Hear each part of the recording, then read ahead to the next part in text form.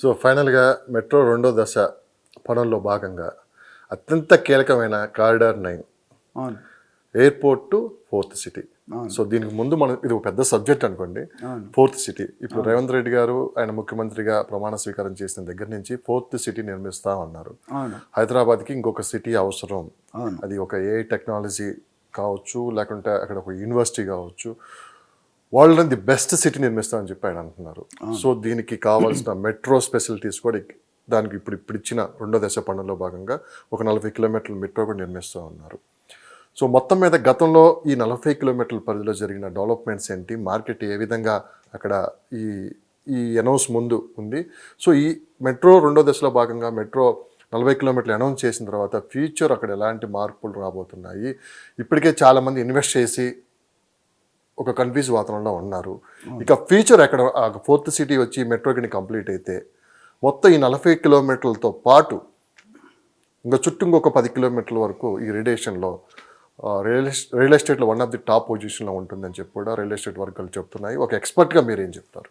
ఇది కొంచెం పెద్ద సబ్జెక్ట్, చాలా పెద్ద సబ్జెక్టు. మీరు దీనికి అప్పుడు నాకు డిపార్ట్మెంట్ పోస్ట్ ఇప్పించారు సీఎం గారు క్యాబినెట్లోనో లేకపోతే సెక్రటరీ. నేను ఆ డీటెయిల్స్ ఇంటర్నల్గా ఏం డిస్కస్ చేస్తున్నది, బయటకి ఏం చేస్తున్నది. కానీ ఫ్యూచర్లో అక్కడ ఆల్రెడీ మనం డెవలప్మెంట్ చూసాము. చాలా మంది ఎక్కువ మంది అక్కడ ఇన్వెస్ట్ చేశారు. ఇన్ఫ్యాక్ట్ అది ప్లాటింగ్ బిజినెస్లో ఎక్కువ మంది ఇన్వెస్ట్ చేశారు.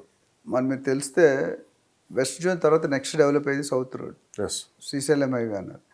సడన్గా ఈయన వచ్చిన తర్వాత బ్రేక్ పడింది. లేకపోతే అది ఆల్రెడీ 60-70 వేలకి వెళ్ళిపోయింది రేట్లు. పర్ గజం అనేది మెయిన్ రోడ్ సైడ్ 60-70 వేలు నడుస్తుంది, 50 వేలు తక్కువ లేదు.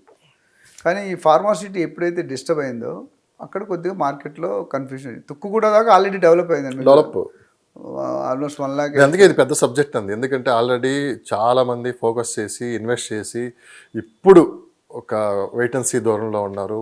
అసలు ఎలా ఉంటుంది ఏంటి ఫ్యూచర్, రకరకాల సిటీలు అనౌన్స్ చేస్తున్నారు, మెట్రో అంటున్నారు. మరి ఇప్పుడు ఇన్వెస్ట్ చేసే వాళ్ళు, కొత్తగా ఇన్వెస్ట్ చేసే వాళ్ళ పరిస్థితి ఏంటి అనేది ఒకటి ఉంది.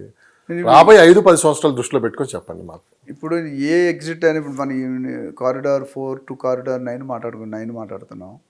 ఏ కారిడార్ అయినా జనాలకి యాక్షన్ ప్లాన్ కనిపించాలండి. యాక్షన్ లేనిది ఇన్వెస్ట్ చేయరు. చెప్పడం నేను 100 చెప్తానండి, చెప్పేవాడికి ఇప్పుడు వినేవాడు లోకువే. అవునా? చెప్పినంత ఫిజికల్గా ఆన్ గ్రౌండ్ రియాలిటీ చూపించండి, ప్రాక్టికాలిటీ చూపిస్తే జనాలు నమ్ముతారు. ఇప్పుడే కదా అనౌన్స్ చేసింది, ఇంకా తర్వాత ఫ్యూచర్లో తెలుస్తుంది అది ఏంటి. సీఎం ఉంటాడో లేదో ఎవరికి తెలియదు కదా. సో ఇప్పుడు ఇంకా టైం ఇంకా 4 సంవత్సరాలు ఉంది సార్, ఇంకా 4 years ఉంది. వాళ్ళు అనౌన్స్ చేశారు, పనులు మొదలు పెడితే ఓ రకంగా మార్పు వస్తుంది. అసలుకి ఏం పనులు మీరు అనేది ఏంటంటే ముందు యాక్షన్ సీన్లోకి రావాలి. ఇప్పుడు ప్లానింగ్ వచ్చింది, అది నెక్స్ట్ యాక్షన్ సీన్లోకి వస్తారు. ఆ తర్వాత మార్కెట్ ఎలా ఉంటుంది అనేది మనం చూస్తాం. ప్లానింగ్ కూడా కాదు, జస్ట్ డిస్కషన్ స్టార్ట్ అయింది. ప్లానింగ్ అవడానికి ఇంకా 6 నెలలు 1 year పడుతుంది.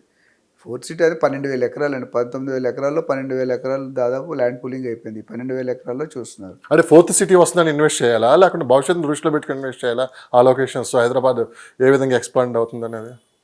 ఫోర్త్ సిటీ అంటే ఉన్న ఎకరాలు ఫ్యూచర్లో ఏదైతే వస్తుందో దాన్ని బేసుకునే చేస్తారు. కానీ గ్యారంటీ ఎక్కడే లేదు. కానీ అక్కడే కదా వచ్చింది ఇక్కడ ప్రాబ్లం అంతా. గతంలో ఫార్మాసిటీ అన్నారు, అది చూసి చాలా మంది ఇన్వెస్ట్ చేశారు. తర్వాత ఫార్మాసిటీ క్యాన్సిల్ చేశారు, తర్వాత కన్ఫ్యూజ్ వాతావరణంలో పడ్డారు. మళ్ళీ ఫోర్త్ సిటీ అంటున్నారు. సో ఇప్పుడు వరకు కొనుక్కున్న వాళ్ళ వరకు అయితే పర్లేదు, కొత్తగా కొనే వాళ్ళు మళ్ళీ ఇంకో కన్ఫ్యూజన్ ఉంది. ఇంగ్లీష్లో ఒక పెద్ద కన్ఫ్యూజ్ వాతావరణం ఉంది అక్కడ. ఇంగ్లీష్లో ఒక ప్రాబ్లం ఉంది, వన్స్ బిటెన్ ట్వైస్ చేయండి. ఒకసారి దెబ్బతిన్నారు, రెండోసారి దెబ్బతినరు.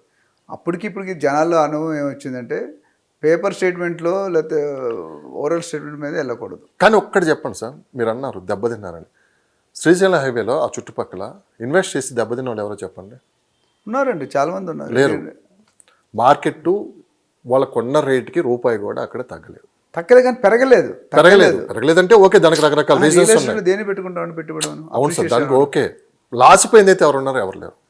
అంటే ఏదన్నా వడ్డీలు తెచ్చుకొని ఇన్వెస్ట్ చేసి కొనుక్కున్నాళ్ళకైతే మీరు అన్నట్టు ఓకే. షాద్ నగర్లో ముంబై వాళ్ళు ఏం చెప్తున్నాం, 5 to 6 years డబుల్ అవుతుంది. అక్కడ గత 7 సంవత్సరాల ముందు నుండి ఫార్మాసిటీ అని కేసీఆర్ గారు మొదటి గవర్నమెంట్లోనే చెప్పారు. బట్ 7 సంవత్సరాలు ఏంది రాలేదు కదా, ఫార్మాసిటీ రాలేదు కదా. ఇప్పుడు జనాలు ఏమని పెట్టారు, 5 సంవత్సరాలు డబుల్ అవుతుందని పెట్టారు. అదే కొత్తగా ఇన్వెస్ట్ చేసే వాళ్ళకి ఏంటి అంటే ఇప్పుడు నేను ఫార్మాసిటీనో ఫోర్త్ సిటీనో కాకుండా భవిష్యత్తును దృష్టిలో పెట్టుకుని సిటీ ఎక్స్పాండ్ అవుతుంది కాబట్టి రకరకాలుగా.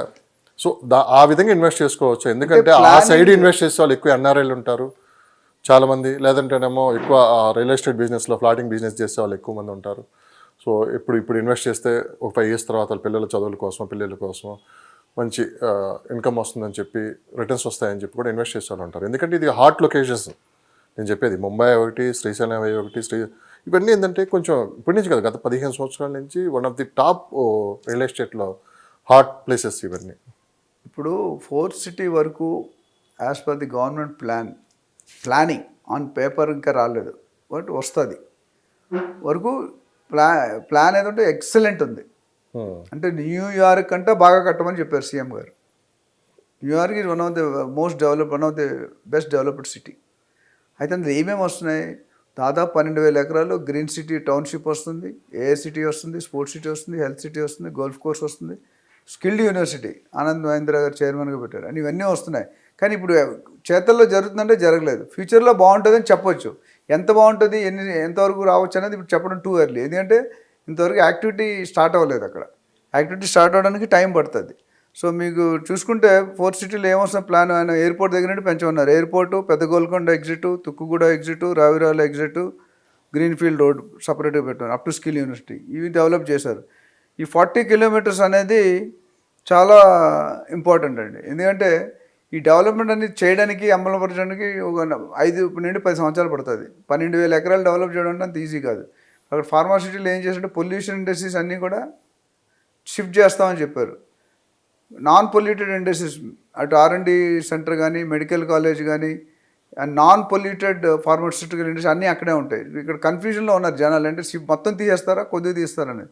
అందులో మనకు క్లారిటీ వచ్చిందంటే ఓన్లీ పొల్యూటెడ్ ఇండస్ట్రీస్ని మనం తీసేస్తాం, మిగతా ఇండస్ట్రీస్ అక్కడే పెడతాం. దాంతోపాటు స్పోర్ట్స్ సిటీ 340 ఎకరాలు, హెల్త్ సిటీ, గోల్ఫ్ సిటీ, ఇంకోటి ఏఐ సిటీ, ఇండస్ట్రీ కారిడార్, ఇవన్నీ కూడా చాలా ఇంపార్టెంట్. సో ఇవన్నీ వస్తే మాత్రం it's going to be gold man. It will go beyond Gachibowli hitech city. కాకపోతే ఇది 5 సంవత్సరాల్లో జరుగుతుంది అన్నది కష్టమే, ఐ డౌట్. సో పీపుల్ ఏంటంటే అంతకుముందు దెబ్బతిన్నారు, లేకపోయినా రేట్ లేదు, అప్రిషియేట్ అవ్వలేదు, మీరు ఒప్పుకున్నారు, నేను కూడా చెప్తున్నా. కానీ ఇప్పుడు అప్రిషియేట్ అవ్వడానికి కారణాలు ఉన్నాయి. ఇంతకుముందు కారణాలు లేవు. శ్రీశైలం ఎందుకు డెవలప్ కాలేదంటే అక్కడ ఇండస్ట్రీ కారిడార్ ఏం లేదు. ఏముంది అక్కడ? 1-2 ఇండస్ట్రీలు తప్ప, తుక్కుగూడలు ఉన్న తప్ప దాటి ఇంకా లేవు. రెసిడెన్షియల్ ప్లాటింగ్ వచ్చేసి బాగా జరిగినాయి. 50-60 వేల దాకా మెయిన్ రోడ్ సైడ్ ఉంది. లాన్ 20-25 30,000, 100 ఎకరాలు, 200 ఎకరాలు ప్రాజెక్ట్స్ ఉన్నాయి. కానీ ఇప్పుడు చేసిన దాన్ని బట్టి పెడితే మాత్రం ఎక్కడా లేనివి తెస్తున్నాడు ఆయన. స్పోర్ట్స్ సిటీ అనేది మనకు ఇంతకుముందు గచ్చిబౌలి ఒక స్టేడియం ఉంది, అది తప్ప ఇంక వేరేది ఏం లేదు. దాన్ని మించిపోయి ఉంటుంది. 300 ఎకరాలు అనేది 300-400 ఎకరాలు, చాలా పెద్ద subject. AI city, future of computers అంటే ఏఐ సిటీ.